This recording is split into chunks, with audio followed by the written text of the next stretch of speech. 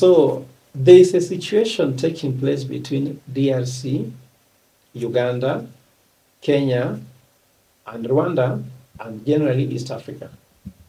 You realize that there is a problem taking place. There are some challenges DRC government is facing, and it has been accused that some people are accusing Rwanda to be part of it, and some people are accusing Uganda to be part of it.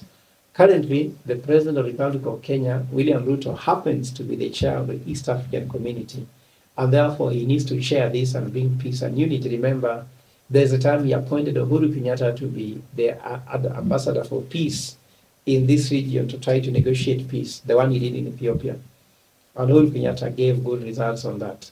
So now, what is happening at the moment is that the M23 that is being complained about, that are creating the war in DRC, Kagame says that that's a Ugandan problem. But Uganda, DRC believes it is originating from Rwanda, simply because these are the Tutsis and Hutus who are became Congolese, and now Congolese are denying them to be Congolese, and therefore they want to bring in their identity to try to be forcing themselves to be Congolese. And of course, because they have Rwandan origin, the Congolese are actually open enough to say, this is not our problem. This problem comes from Rwanda. Remember, by them being denied to come from Rwanda, if at all Congolese can expel them back to Rwanda, then they will have peace according to them. But you see what's happening? Some others will emerge. So this is not a problem. But why I'm addressing this matter is that Kenya is now having a time when its foreign policy is being tested. Does Kenya have a stable foreign policy? Has William Ruto had a very stable foreign policy? So who is the Minister for Foreign Affairs? At the moment, he sits with Musalia Mudavadi. How well has he performed as a Foreign Affairs Minister? Is there a foreign affairs, or if you like, foreign policy for Kenya?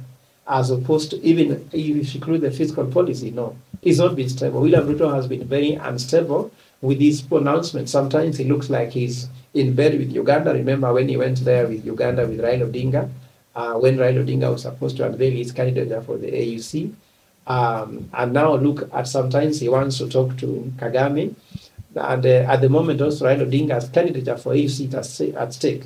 So if he takes a position against any of those countries, Raila loses a vote, which is very unfortunate if that happens. So we want to call upon the president. This is the time to demonstrate leadership and look impartial in such a way that Uganda, Tanzania, DRC will still be able, and Rwanda will still be able to see that they can actually unite and work with you in the AUC candidate for Raila Odinga. Because what's happening is that when you're being seen to the side of Museveni, Kagame will feel uncomfortable. If you move in the side of Kagame, Museveni will feel uncomfortable. Museveni can also throw tantrums and ensure that Raila Odinga loses some vote. So what I'm trying to tell the president that normally, that's why we call for impartiality always. If you are impartial, then you can be a leader, because you never know when you shall be a chair of East African community.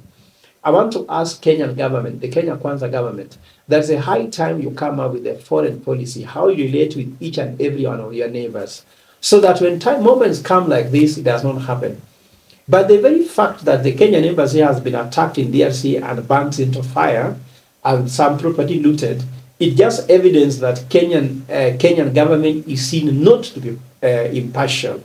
They are seen to have actually gone on one side. And that's very dangerous for the president. It's always good for a head of state to be impartial.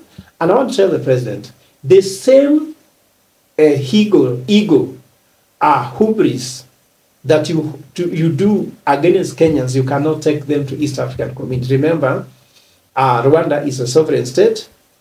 You have no say about Rwanda. And Kagame is a more experienced president than you.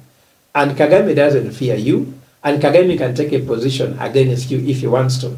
The same happens to Museveni. Museveni is the oldest president in Africa, because before Paul Biya of Cameroon went down, Museveni was the second oldest president in office. Now he's the oldest president in office, and therefore you are a young brother. Actually, William Ruto is among the youngest African president. Maybe the only younger one could be Senegalese president, and maybe the one of Burkina Faso. But among all heads of states in Africa, though William Ruto wants to look like a prefect, which he earns by the power of the Kenyan economy, the power of the Kenyan position in global politics, he remains still a very young, inexperienced person compared to the likes of Kagame, compared to Shikedi, compared to Museveni. And therefore, it's good to have a foreign policy which is stable, that can help when conflicts comes. The reason why we have foreign policies is that foreign policies needs to be proactive. Proactive in the sense that whenever something happens, you don't just react. But we have a Kenya Kwanza which is very reactive. Like now you see, you react, you impeach Gachagua. React, you shift the cabinet, you reshuffle the cabinet. You react after Gen Z revolution, you change some things in the government, but it remains the same thing. But if you're proactive institutions are there to respond to crisis situation without looking like they have no policy. And for that matter, I want to urge the president, respond to this without saying you are calling, you have ordered, I have told Kagame, I have instructed Shikedi, I have told, those are your older brothers. In our African culture, you respect your older brothers, even if you think you're more intelligent, even if you think you're wealthy.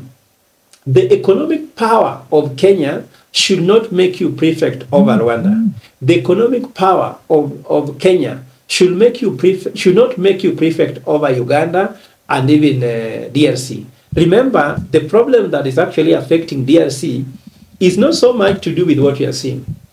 DRC is a victim of its own success. Remember, DRC is the 11th most populous nation in the world. DRC's natural resources is worth $24 trillion. It is Africa's largest producer of copper and the world's largest producer of cobalt. But why is it that DRC is number 175th out of 189 countries? It is the same mineral that it has. And also you have to understand that DRC is also the number 44 out of 49 countries in sub-Saharan Africa in terms of GDP. So the GDP is small, but the potential is big.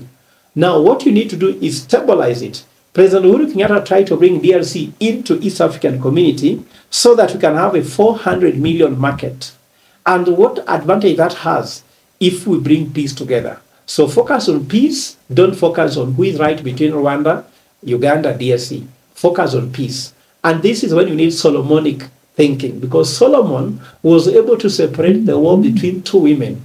Now, William Ruto, if at all you believe you are intelligent, the way you tell us in Kenya, if you believe that you know what you know the way you tell us in Kenya, can you give us a Solomonic moment when these people want to meet here today in Kenya and solve the impasse between DRC, Congo, Rwanda, and Uganda, and let everyone go home satisfied?